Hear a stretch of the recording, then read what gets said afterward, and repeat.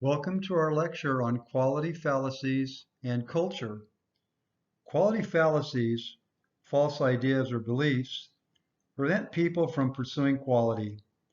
Unfortunately, all companies believe these fallacies to a certain degree.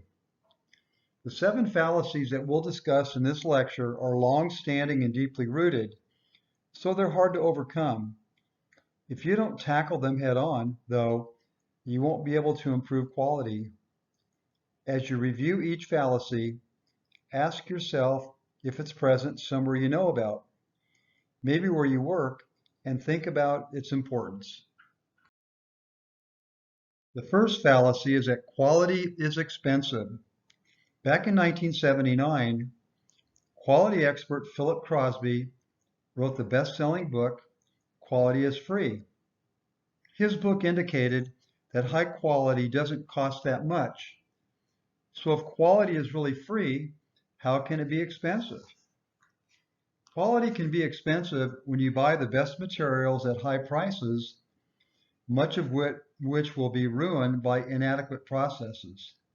This belief also relates to having to spend a lot of money for inspectors and equipment to catch mistakes so that customers don't receive inferior products.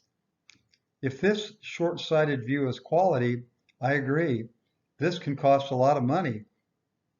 Ironically, poor quality costs more than high quality. As discussed earlier, non-quality costs, inspection, rejection, rework, customer complaints, and lost business are huge. There's little doubt that if you attempt to establish quality concepts, methods, tools, and techniques all at the same time, you'll have a mess on your hands. If you lack a quality culture, you don't have a solid foundation to build on. This foundation is so important.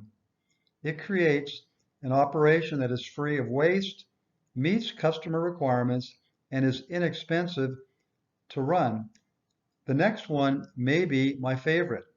Careless workers cause most quality problems. This belief probably goes back as far as there have been bosses and workers. If you think about how management and employees interact in the past and even today, it's no wonder that workers bear the blame for a lack of quality. In the early 1900s, social commentators wrote about the miserable conditions in the industrial urban jungles. Long days marked by menial conditions and often dangerous job duties with little pay and less appreciation were typical. Unfortunately, these conditions still exist to a certain extent today. Assume that 2 employees work 2 12-hour shifts, 7 days a week, to run a piece of equipment with no preventive maintenance. What was once a brand new machine 11 years ago is now a former shell of itself. It has never had a rest in 11 years.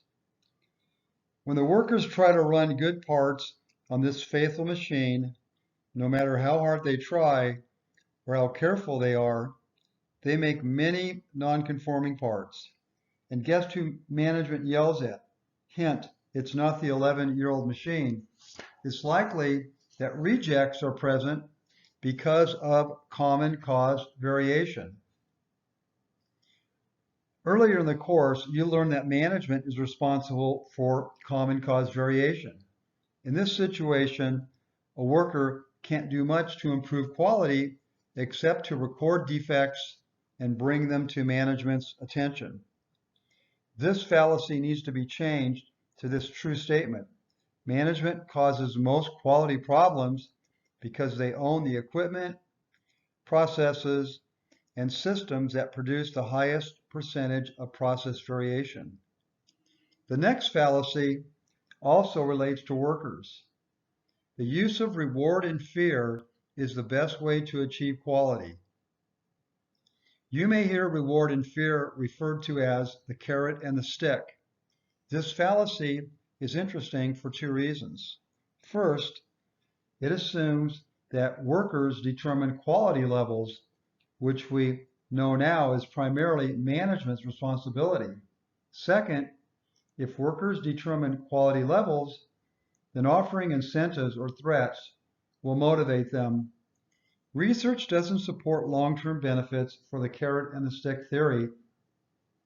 While it may be true that incentives or threats will make someone do what you want for a short time, the carrot and the stick loses its effectiveness over the long haul because people become conditioned. Companies apply the next fallacy with mixed results. Use consultants to improve quality. Since process owners, employees who do the actual work, are closest to the action, they know best what they need to improve quality. Although this sounds simple, it's actually difficult to put into use because process owners may not be willing to participate and management may not be ready to let them. In many cases, process owners are not used to having the freedom to make decisions because they've never had permission from their bosses. Also, even when they have permission, they may not know how to get started. Hiring consultants to improve quality is a short-lived proposition. Using process owners is more long-lasting and is also less expensive. Can you relate to this next fallacy? Quality begins in the quality department. This fallacy relates to the quality department being perceived or actually having to act as the company police. I recall a time when a quality manager had to nag other managers because they would not respond to requests for corrective action requests in their areas. As the scheduled date for an important external audit kept getting closer, the amount of nagging and the degree of leniency for accepting any type of corrective action became greater and greater. At leading-edge companies, the quality department trains personnel on compliance and process improvement concepts, but the entire organization is responsible for quality. The next fallacy is similar to quality is expensive. Quality is tactical and involves extensive inspections. Quality doesn't come from inspection, and also it does not come from design. The costs of quality are set well in advance of production. No matter what you do, you have a poor design, quality will suffer. And here's the last fallacy. Beat your supplier down for the best deal. For many companies, purchased materials represent between 50% to 80% of every sales dollar. In this situation, you can consider suppliers as a part of your organization. It's sensible to develop a partnership that will improve quality and help you buy at the lowest total cost. This type of relationship doesn't happen by maintaining an adversarial approach. Please be aware that not all suppliers should be considered for partnerships. It doesn't make sense to ask suppliers that sell you materials only once a year if they're interested in becoming a partner. Let's continue and talk about what makes up a quality culture.